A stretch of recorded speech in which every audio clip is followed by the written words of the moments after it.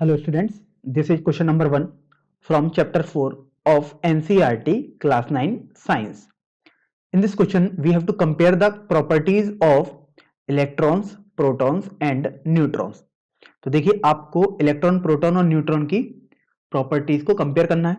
तो यहां पर मैं 3 कॉलम बना लेता हूं। सबसे पहले हम बना लेते हैं इलेक्ट्रॉन की, फिर हम बना लेते हैं प्रोटॉन और तीसरा कॉलम हम बना लेते हैं न्यूट्रॉन का। और यहां पर हम इसकी प्रॉपर्टी लिखेंगे। तो देखिए सबसे पहले हम इनके किससे डिनोट करते हैं उसको लिख लेते हैं, मतलब इनका बेसिकली संकेत क्या होता है उसको लिख लेते हैं।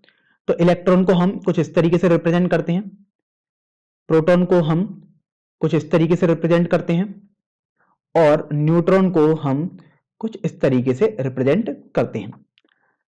अब आगे हम देखते हैं कि इन पर कैसा कैसा हमारा चार्ज होता है। तो इलेक्ट्रॉन पर हमारे पास नेगेटिव चार्ज होता है, इसी तरीके से यहां पर ये सेकंड पॉइंट नहीं था, सेकंड पॉइंट हम चार्ज में लिख रहे हैं। प्रोटॉन पर पॉजिटिव चार्ज होता है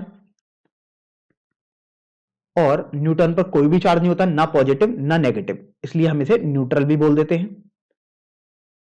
अब हम इनकी पोजीशन की बात कर लेते हैं कि कहां कहां ये प्रेजेंट होते हैं। तो इलेक्ट्रॉन होता है आउटसाइड द न्यूक्लियस और प्रोटॉन जो प्रेजेंट होता है वो इनसाइड द न्यूक्लियस होता है और इसी तरीके से न्यूट्रॉन भी इनसाइड द न्यूक्लियस प्रेजेंट होता है। तो इस तरीके से ये हमने यहाँ पर 3 प्रॉपर्टीज एक तरीके से बता दी हैं, यहाँ पर उनको कंपेयर किया है।